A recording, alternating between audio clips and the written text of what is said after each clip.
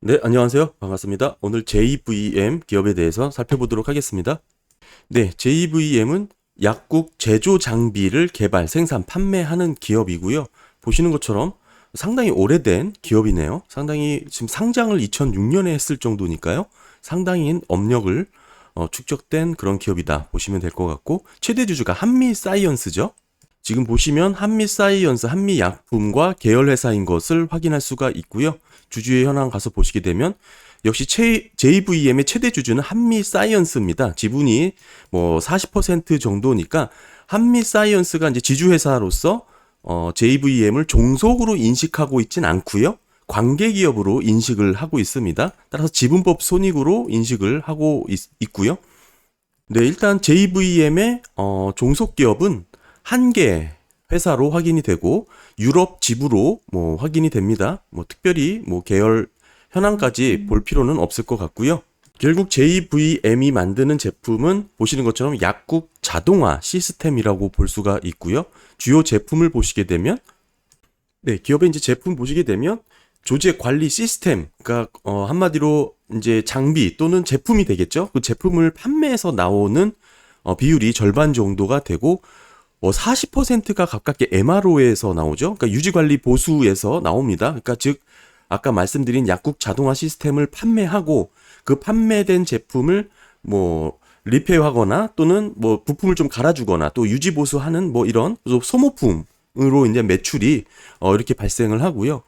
상당히 이런 부분은 긍정적이죠. 우리가 피부 미용 의료기기에서도 자주 봤듯이 제품을 판매하고 이 판매 단가가 아니라 판매량이 Q가 늘어남으로 인해서 자연스럽게 소모품도 늘어나는 구조기 때문에 이런 부분은 상당히 기업의 이제 전체 매출이 시너지를 받는 구조라고 볼 수가 있고요. 이 제품에 대한 세부적인 내용을 좀 보시게 되면 일단 뭐 50년 된 40년 된 업력을 갖춘 기업이다. 뭐 이렇게 아까 말씀을 드렸고, 뭐 가장 먼저 나오는 제품이 가장 주력 제품입니다. 보시면 AT, DPS 요렇게 뭐 해서 약이 이렇게 포장되는 뭐 그런 기계로 보이고요. 그러니까 여기다 이제 약을 넣고 개별로 포장이 되는 뭐 그런 기기를 이제 그런 기기라고 좀 볼 수가 있을 것 같고, 결론적으로 약국, 약사, 뭐 약을 제조하는 데 들어가는 인건비를 줄일 수 있는 뭐 그런 분류 장비다. 뭐 이렇게 볼 수가 있겠죠? 뭐 이런 그림으로 봐서는 뭐 이렇게 개별 약을 넣어서 조합을 해서 한번 먹기 쉽게 이렇게 비닐로 포장이 돼서 나오는 뭐 그런 제품이라고 볼 수 있을 것 같고요. 다음은 요거는 이제 위에 장비랑 연관이 돼서 마찬가지로 이제 검수하는 뭐 그런 시스템인 것 같고, 또 마찬가지로 뭐 커팅 뭐 이런 식으로 분류를 하는 뭐 그런 기계, 뭐 이게 뭐 합쳐져서 나오겠죠. 뭐 위에 기계들을 뭐 다 이렇게 하나의 펩 형태로 뭐 이렇게 자동화해서 뭐 이렇게 시스템화한 뭐 제품이라고도 이해할 수 있을 것 같고요. 뭐 결론적으로는 이 약국에 들어가는 약국 업무의 효율을 위한 그런 장비라고 볼 수가 있고요. 일단 이 제품의 구성만으로 놓고 봤을 때는 일단은 국내 약국은 한계가 있을 수밖에 없고, 그 수가 또 이 법령으로 상당히 제한돼 있기 때문에 국내 캐파가 무한적으로 늘어날 수 있다고 보기에는 상당히 어렵고, 특히 이제 기업 같은 경우는 오랫동안 영업을 해왔기 때문에 이미 국내는 확대될 수 있을 만큼 다 확대됐다 이렇게 보는 게 일단은 쉬울 것 같습니다. 따라서 이 기업을 평가하는 데 있어서는 해외 매출, 여기도 언급을 했지만 일단 해외 매출에 대한 비중이 느는지를 체크하는 게 가장 중요할 것 같고요. 네, 보시면 뭐 소모품만 뭐 지금 Q가 높아질 수가 없기 때문에 기업은 이제 이 시스템의 이제 판매량이 늘어나는지를 체크하는 게 그냥 좋을 것 같습니다. 요 부분을 좀 보게 되면 특히 아까 말씀드렸던 이 수출에 대한 비중이 이제 어느 정도 늘어나고 있는지를 보는 게 기업의 가치를 분석하는 데 있어서 핵심이 될 것 같고요. 일단 요건 분기니까 최근 3년도를 한번 보겠습니다. 네, JVM의 최근 3, 4년도 기업의 매출 실적을 보시게 되면 일단 제품의 이제 합산으로 봤을 때 수출 비중이 411억 원에서 476억 원까지 이제 증가를 했다가 26기죠. 뭐 21년도가 되는데 21년도에는 좀 주춤하는 모습을 보였죠. 네, 보시면 476억 원에서 21년도에는 433억 원으로 좀 주춤을 했다가 지금 3분기 누적으로 420억 원이니까요. 지금 보시게 되면 25기, 그러니까 20년도죠. 20년도 수준으로 이렇게 어찌 보면 22년도 실적이 수출 비중은 잡힐 것 같고 전년도 21년도보다는 이미 상회할 것으로 보여지죠. 그러니까 꾸준히 우상향하고 있는 그런 수출 실적을 가늠할 수가 있고요. 21년도는 뭐 다소 주춤했고 뭐 이런 부분이 아마 기업의 이제 주가 차트 보시게 되면 21년도는 지금 이렇게 약세로 이렇게 흘러내리죠. 그 다음에 이제 다시 뭐 이렇게 상승 국면으로 이제 전환이 되는 그런 모습인데요. 아마 21년도에 이제 이런 해외 수출에 대한 뭐 주저라든지 뭐 지금 감소 영향이 아무래도 조금 직접적인 기업의 실적에 또는 미래 밸류에 영향을 주지 않았을까 이렇게 보여지고요. 긍정적인 것은 최근에는 3분기 누적으로 봤을 때 이미 지금 전망하기로는 4분기 총합 합산을 하게 되면 작년 실적을 넘어설 것으로 뭐 보여지죠. 그리고 또한 전전년 사업년도도 넘어설 상회할 것으로도 충분히 전망이 되고 있기 때문에 어느 정도 수출에 대한 걱정이나 뭐 확대는 뭐 지속되고 있다. 또는 어느 정도 뭐 캐파가 아니고 수출에 대한 큐가 늘어나고 있다. 뭐 이렇게 볼 수 있겠죠. 그러니까 특별히 이제 수출에 대한 확대라든지 생산량을 좀 잘 체크하시는 게 좋을 것 같은 그런 기업의 모습이고요. 뭐 물론 전체 매출에서 수출이 차지하는 비중이 뭐 절반이 넘진 않죠. 뭐 보시게 되면 46%밖에 되진 않지만 지금 국내는 아까도 말씀드렸다시피 이미 어느 정도 시장이 확대되기는 어렵다라고 보는 게 맞을 것 같고요. 그렇게 오래 영업을 해왔고 또 탄탄하게 이미 어느 정도 확산된 또는 이미 다 보급된 뭐 그런 상품이라고 제품이라고 봐야 되기 때문에 그렇고 이제 우리가 진출할 수 있는 것은 기업이 이제 성장 여력으로 볼 수 있는 거는 이 수출 영역이다. 그래서 이 비중이 계속적으로 늘어나면서 뭐 물론 내수가 줄어들지는 않겠죠. 그러니까 수출이 늘어나면서 이 수출 비중이 늘어나는 게 기업을 평가하는 주요 포인트가 될 것 같고요.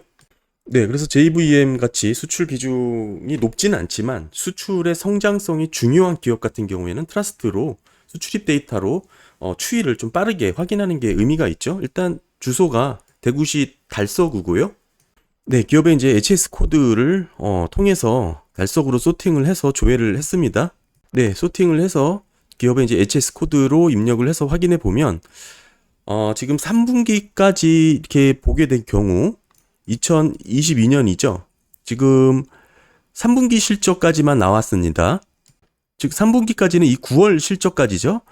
7, 8, 9의 실적이고 지금 이거를 전년 대비로도 한번 봐야 되고 지금 분기 대비로도 한번 비교를 해보는 게 뭐 의미가 있는데요. 지금 뭐 수출에 대한 금액 자체가 뭐 이렇게 튀는 실적은 아니죠. 지금 어느 정도 이렇게 4월달 정도의 실적이 뭐 꾸준히 유지되면서 좀 증가 추세를 보였다 그러면은 수출에 대한 어느 정도 성장성이 조금 확대될 만한 여지가 있다라고 볼 수 있는데 딱히 지금 현재 10월달 기준까지로는 글쎄요, 뭐 이렇게 뭐 좀 높아지긴 했지만 글쎄요, 이렇게 뭐 이렇게 눈에 띄게 두드러지게 뭐 튀는 실적이라고 보기에는 좀 어렵고 전반적으로 놓고 봤을 때 기업의 이제 뭐라 그럴까요? 그 성수기가 전반적으로 겨울 시즌에 좀 이렇게 몰려 있는 것 같습니다.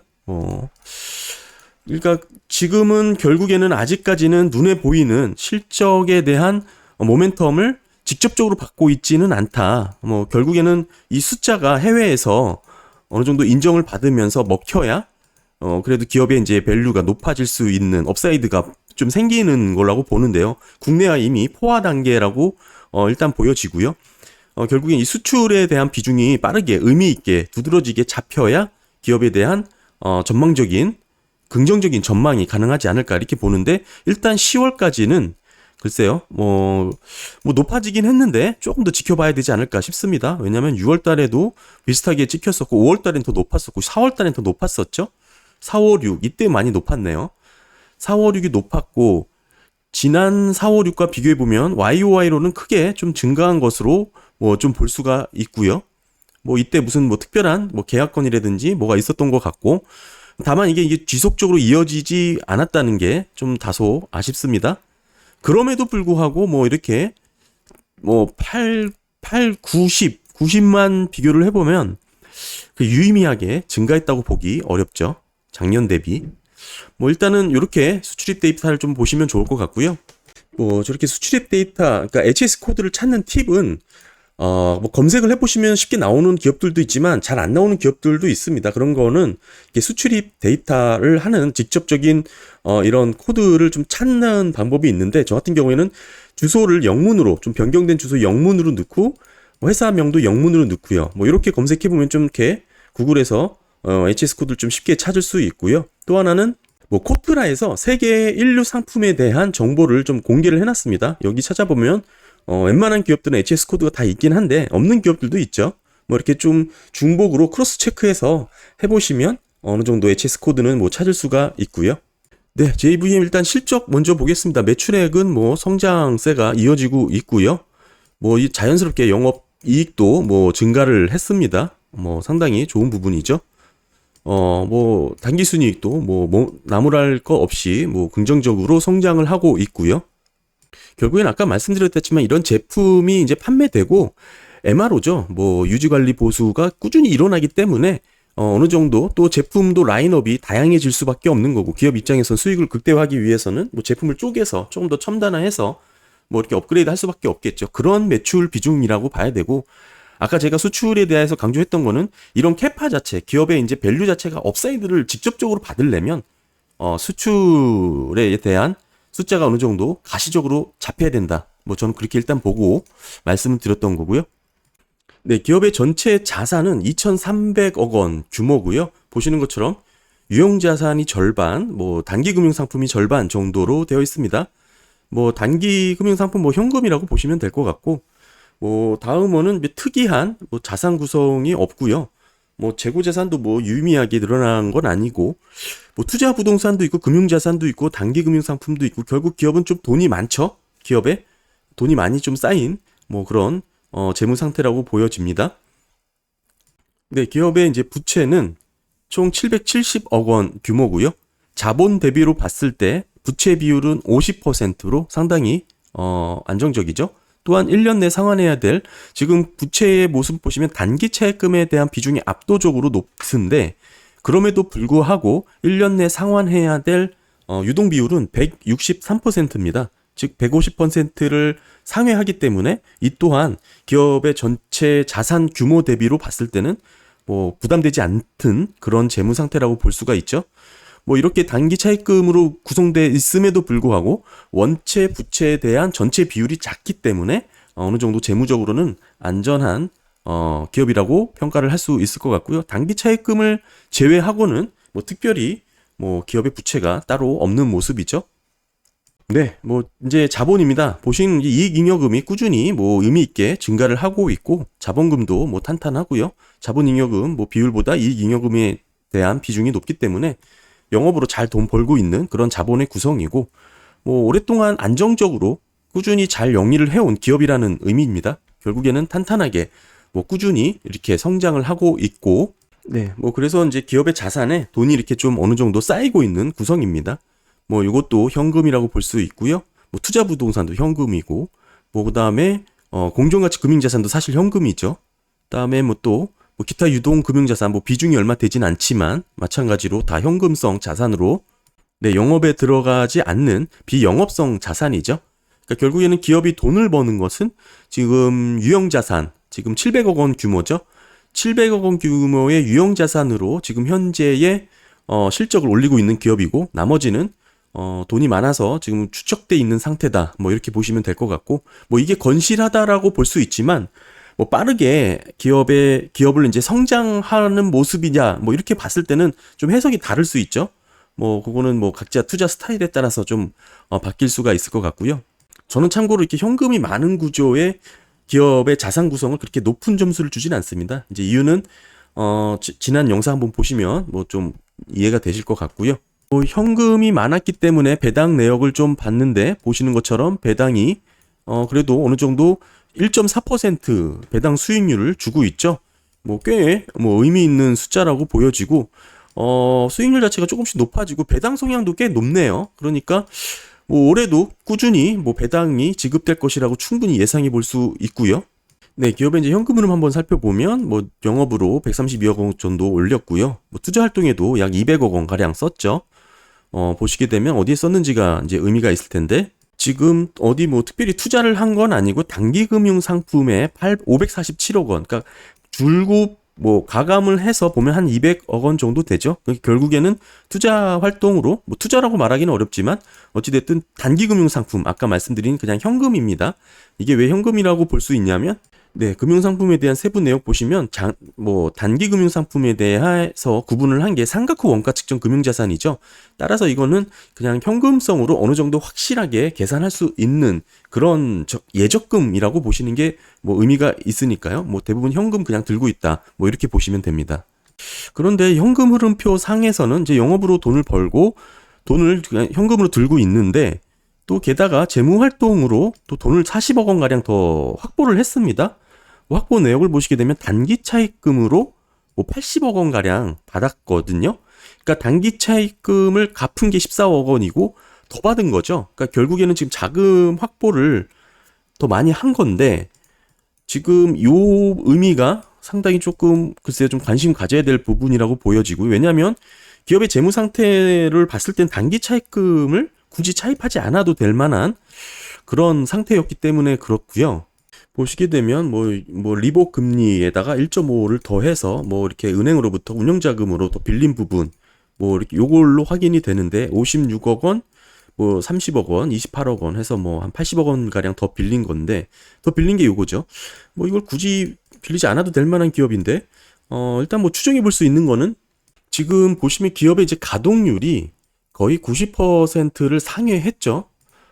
결국에는 어느 정도 캐파에 있어서 뭐라 그럴까요? 좀 한 단계 레벨업 하기 위해서는 신규 시설 투자에 관련된 자금을 좀 확보하지 않았을까? 저는 뭐 이렇게 추정을 해볼 수 있을 것 같고, 뭐 어느 정도 여기서 더 조금 더 뭐 높인다 그러면은 100% 이상도 뭐 상회를 하긴 합니다. 뭐 그거는 이제 기업의 이제 생산 캐파의 영역보다는 뭐 야근도 하고 뭐 이렇게 주말 출근도 하고 하면서 100%를 넘어서기도 하는데 그건 정상적인 캐파가 아니니까요.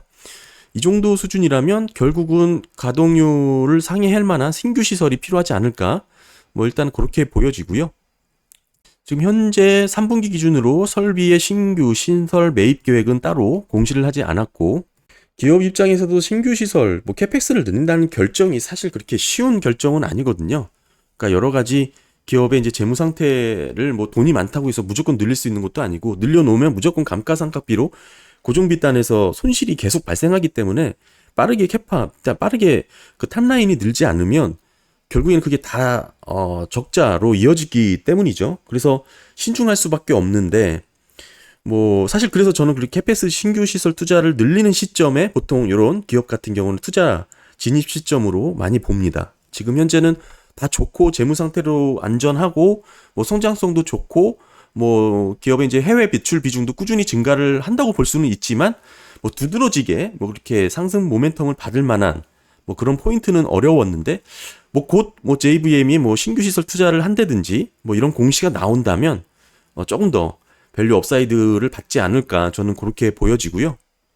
뭐 이런 기업의 자산 구성이라든지 부채 운영을 하는 재무 전략을 보게 되면 당연히 메자닌 증권은 없습니다. 이런 기업이 있을 리가 없고요. 당연히 없고 뭐 보시더라도 우선주 없죠. 뭐 당연히 없을 거고요. 그러니까 따라서 앞으로 뭐 주식수가 늘어날 만한 뭐 그런 오버행은 없죠. 뭐 상당히 긍정적인 부분이라고 볼 수 있고요. 뭐 특별히 스톡 옵션도 별도로 부여하고 있지는 않으니까 지금 또한 주식이 60%, 40%가 지금 묶여 있잖아요. 따라서 유동되는 주식수 자체가 뭐 한 60% 수준이고 어느 정도 지금 기업의 전반적인 재무 상태라든지 성장 여력 이건 뭐 어느 정도 잘 갖췄다 뭐 이렇게 평가를 할 수 있을 것 같고 아까 제가 말씀드린 이 수출에 대한 비중 이제 높아지는지 가시적으로 조금 확인하시면서 플레이하시면 좋을 것 같고 뭐 소모품은 당연히 따라가는 거니까 사실 이 제품 영역 단에서 수출이 늘어나는지만 보시면 될 것 같고, 아까 그 트러스트 있죠? 수출 데이터 뭐 요걸로 확인하시면 좀 빨리 대응하실 수 있겠죠? 그렇게 보시면 될 것 같고, 기업의 이제 전반적인 재무 상태나 돈이 많은 부분 또는 최근에 운영 자금에 대해서 조금 더 확보했던 부분, 사실 뭐 불필요했던 부분이라고 보여지는데 어느 정도 자금이 묵직한 자금이 활용될 만한 계획을 하고 있지 않나? 뭐 저는 개인적으로 뭐 그렇게 좀 보고 있습니다. 오늘 JVM 간단하게 한번 살펴봤고요. 궁금하신 분들에게 다소 도움이 되셨길 바랍니다. 감사합니다.